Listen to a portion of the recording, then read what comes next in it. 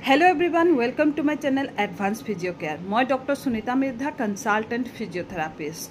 আপোনালোক সকলোকে মোৰ চেনেললৈ স্বাগতম জনাইছো। আশা কৰিছো আপোনালোক সকলোৱে ভালে আছে। আজি আন এটা টপিক লৈ মই ভিডিওটো বনাবলৈ লৈছো। টপিকটো হৈছে আপোনাৰ ফ্ৰোজেন শোল্ডাৰ।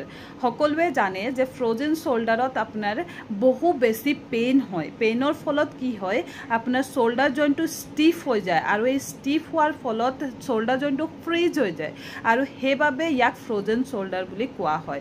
ফ্ৰোজেন শোল্ডাৰ একচুয়ালি যিসকল লোকে ভুগি আছে তেখেতসকলে গম পাব বহু বেছি পেইন হয় আৰু এই বেমাৰটো আপোনাৰ বেছিভাগ মহিলাসকলৰ দেখা যায়। 40+ মহিলাসকলৰ বেছিকে দেখা যায় পুৰুষৰ ক্ষেত্ৰত। কিন্তু এইটো বেমাৰ আপোনাৰ বেছিভাগ ডায়াবেটিছ লোকসকলৰো দেখা যায়। কেতিয়াবা কি হয় কিছুমান লোকে গমেই নাপায় তেখেতৰ ডায়াবেটিছ আছে নে নাই, কিন্তু ফ্ৰোজেন শোল্ডাৰ হোৱাৰ ফলত তেখেতসকল যেতিয়া ডক্টৰ চেকআপ কৰায় তেতিয়া গম পায় যে তেখেতৰ ডায়াবেটিছ আছে আৰু এই বেমাৰটো আপোনাৰ ডায়াবেটিছ লোকসকলৰো দেখা যায়।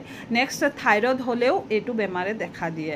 নেক্সট হৈছে আপোনাৰ যিসকলৰ মানে স্লিং পিন্ধিবলগীয়া হয় কিবা কাৰণত, ধৰি লওক ইনজুৰি বা ট্ৰমা বা আপোনাৰ ফ্ৰেকচাৰ হোৱাৰ ফলত যদি শোল্ডাৰৰ জইণ্টত স্লিং পিন্ধিবলগীয়া হয় তেনেহ'লেও আপোনাৰ কি হয় ফ্ৰোজেন শোল্ডাৰ দেখা যায়। মানে শোল্ডাৰ জইণ্টৰ মাসলছখিনি আপোনাৰ কি হয় উইক হৈ আহে। উইক হোৱাৰ ফলত আপোনাৰ ফ্ৰোজেন শোল্ডাৰ ডেভেলপ কৰে। নেক্সট আপোনাৰ যিসকল লোকৰ ষ্ট্ৰোক হৈছে, পাৰালাইচিছৰ ফলত আপোনাৰ এটা সাইড পাৰালাইচিছ হয়, তাৰ ফলত আপোনাৰ মাসলছখিনিতো একেবাৰে উইক হৈ যায়, শোল্ডাৰ জইণ্টৰ একেবাৰে মুভমেণ্ট নাথাকে, তেনে লোকসকলৰো আপোনাৰ ফ্ৰোজেন শোল্ডাৰ ডেভেলপ হোৱা দেখা যায়। এইটো এটা অটো ইমিউন ডিজৰ্ডাৰ হয়। ইয়াত কেপচুল যোনটো থাকে শোল্ডাৰ জইণ্টৰ সেইটো আপোনাৰ টাইটেন হৈ যায়। ইয়াক এডহেচিভ কেপচুলাইটিছ বুলিও কোৱা হয়। আজি এই ভিডিঅ'টোত আমি ডিছকাছ কৰিম একিউট ষ্টেজত ফ্ৰোজেন শোল্ডাৰ হ'লে কি কৰিব আৰু ক্ৰনিক ষ্টেজত কি কৰিব লাগে। একিউট ষ্টেজ মানে আপোনাৰ ফ্ৰোজেন শোল্ডাৰ হোৱা মাত্ৰ 2 দিনমান হৈছে, তেনেহ'লে আপুনি কি কৰিব লাগিব আৰু বহুদিন ধৰি এসপ্তাহ 2 সপ্তাহমান হৈ গৈছে তেতিয়াহ'লেও আপুনি এইটো ক্ষেত্ৰত কি কৰিব লাগিব। আহক তেন্তে ভিডিঅ'টো ষ্টাৰ্ট কৰোঁ। প্ৰথমতে আমি জানিম যে একিউট ষ্টেজত কি কৰিব লাগিব। প্ৰথম আপোনাৰ যদি ওচৰতে ফিজিঅ'থেৰাপি চেণ্টাৰ আছে তেনেহ'লে আপুনি গৈ তাত পেইন যোনটো মেনেজমেণ্ট তাত কৰা হয়, পেইনৰ বাবে যোনখিনি ট্ৰিটমেণ্ট দিয়া হয় সেইখিনি আপুনি কৰিব পাৰে। মানে আপোনাৰ ইলেক্ট্ৰথেৰাপিৰ দ্বাৰা আপোনাৰ পেইনটো ৰিডিউচ কৰা হয়। তাৰপিছত আপোনাক এক্সাৰচাইজেছ, মোবিলাইজেশ্যন এনেকুৱা ধৰণৰ এক্সাৰচাইজেছ কৰোৱা হয়। যদিহে আপোনাৰ ওচৰত ফিজিঅ'থেৰাপি চেণ্টাৰ নাই তেনেহ'লে আপুনি ঘৰতে কি কৰিব লাগিব সেইখিনি মই নিশ্চয় আজি এই ভিডিঅ'টোত দেখাই দিম।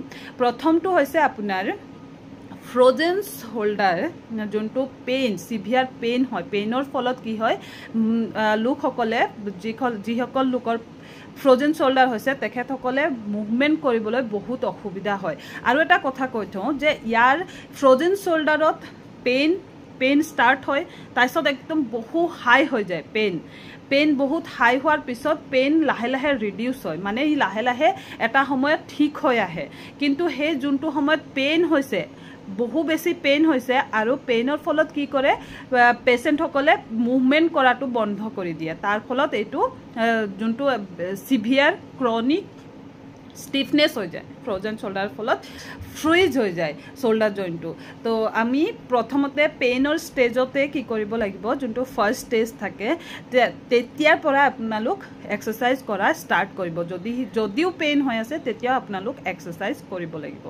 প্ৰথমটো হৈছে কাম কৰিব লাগিব যোনটো, সেইটো হৈছে আপোনাৰ ফ্ৰোজেন শোল্ডাৰত কি কৰিব, প্ৰথম একিউট ষ্টেজত আইচ পেক ল'ব পাৰিব।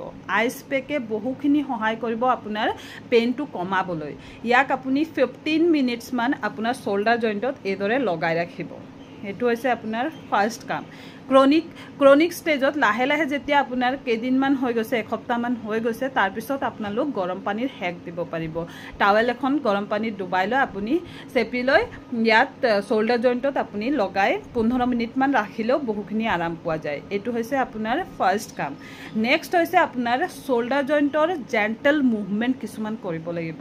প্ৰথমটো হৈছে আপুনি শুই লৈ সিধাকে শুই লৈ আপুনি কি কৰিব আনএফেক্টেড যোনটো হ্যান্ড হয় মানে আপোনাৰ হু সাইডে যদি হৈ আছে তেনেহলে বাও হাতখনেৰে এইটো হাতক উঠোৱা এইদৰে আৰম্ভ কৰিব লাহে লাহে মুভমেন্ট কৰাব এইদৰে আপোনাৰ এইটো হৈছে আপোনাৰ ফাৰ্স্ট এক্সাৰসাইজ নেক্সট আপুনি কাটি হৈ শুই শোল্ডাৰ জয়েন্টৰ মুভমেন্ট কৰাব এইদৰে ঠিক আছে নেক্সট উল্টাকে শুই মানে পেট পেলাই শুই হাত দুখন ওপৰলৈ উঠাবলৈ চেষ্টা কৰিব এইদৰে এইটো হৈছে আপোনাৰ তিনটা এক্সাৰসাইজ আপুনি শুই লৈ কৰিব প্ৰথমতে একিউট ষ্টেজত তাৰ পিছত লাহে লাহে আপোনাৰ এইটো আপুনি 5 বাৰকে ষ্টাৰ্ট কৰিব লাহে লাহে ইয়াৰ কাউন্টিং 10 টাইমছলৈকে 10 ৰিপিটেশনছ কৰিব পাৰিব ৰাতিপুৱা গধূলি দুবাৰকে কৰিব লাগিব নেক্সট হৈছে আপোনাৰ বহিলৈ কি কৰিব হাতখন এইদৰে দি আপুনি এসো স্ট্ৰেচিং এক্সাৰসাইজেস হয় এইদৰে ইখন হাতেৰে আপুনি যোনখন হাতত আপোনাৰ ফ্ৰোজেন শোল্ডাৰ হৈছে হেতু আপুনি পিছলে এনেদৰে ঠেলিব লাগিব এটো 10 সেকেন্ড ধৰি ৰাখিব এটা ষ্ট্ৰেচ পৰিব এইটো জাগাত এটো আপোনাৰ 10 সেকেন্ড হোল্ড কৰিব তাৰপিছত লাহেকে এৰি দিব 10 বাৰকে এইটো এক্সাৰসাইজ কৰিব নেক্সট আপোনাৰ হাতখন এইদৰে দি আপুনি এইখন হাতেৰে যিমান পাৰে আপোনাৰ নিজৰ ফালে টানিব এইফালে বাও সাইডে এইদৰে টানি লৈ হোল্ড কৰিব এটা পইণ্টত হোল্ড কৰিব হোল্ড কৰাৰ পিছত তাক লাহেকে এৰি দিব এটো আপোনাৰ 10 সেকেন্ড হোল্ড 10 টাইমছ কৰিব তাৰ পিছত আৰু এটা এক্সাৰসাইজ হাতখন এইদৰে দি এতিয়া হাতখন এইদৰে দি মূৰৰ পিছফালে এইদৰে দি প্ৰথমতে এটো বাটাৰফ্লাই এক্সাৰসাইজ বুলি কয় এইদৰে দি লাহে লাহে হাতখন মেলিবলৈ চেষ্টা কৰিব এটা ষ্ট্ৰেচ পৰিব যিমানখিনি লৈকে যায় হাতটো হিমানখিনিলৈকে নিয়া আপুনি চেষ্টা কৰিব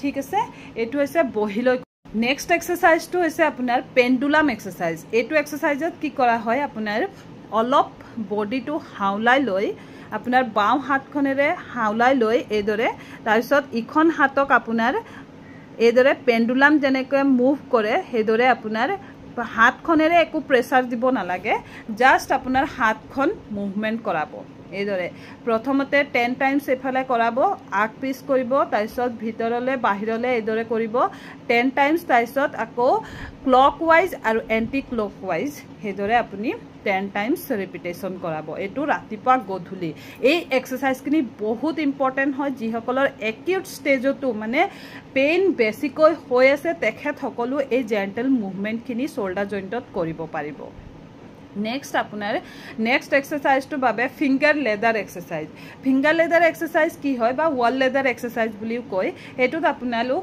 ওয়ালত হাতখন দি লৈ আপুনি এইদৰে ওপৰলৈ উঠাব আঙুলিৰ সহায়ত তাৰপিছত আকৌ লাহে লাহে আগলৈ যাব তাৰপিছত আকৌ পিছলৈ আহিব লাহে লাহে হাতখন এইদৰে আঙুলিৰ সহায়ত ওয়ালত আপুনি চিৰি বগোৱাৰ দি বগাব লাগিব এটো হৈছে আপোনাৰ ফিংগাৰ লেডাৰ এক্সাৰসাইজ এটো আপুনি সন্মুখলৈ চাই এবাৰ কৰিব তাৰপিছত সাইড হৈ এইদৰে এবাৰ কৰিব এটো আপোনাৰ হৈছে আপোনাৰ ফিংগাৰ লেডাৰ এক্সাৰসাইজ নেক্সট এক্সাৰসাইজটোৰ বাবে আপোনালোক কি কৰিব হাতখন ইয়াত দি শোল্ডাৰ জয়েন্টটো এইদৰে মোবিলাইজ কৰিব এইদৰে ঘোৰাব এটো আপুনি 10 বাৰ উল্টাকে 10 বাৰ সিধাকে এইদৰে আপুনি কৰিব ৰাতিপুৱা গধূলি এটো হৈছে আৰু এটা এক্সাৰসাইজৰ বিষয় মই কৈ দিও বহুত ইম্পৰ্টেন্ট এক্সাৰসাইজ হয় আপুনি কি কৰিব এইদৰে ৰছী এটা ওপৰলৈ দি কিবা এটাত বান্ধি লৈ ওয়ালৰ গ্ৰিলত বা কৰবাত আপুনি ওপৰত দি লৈ এইদৰে টানি লৈ আপুনি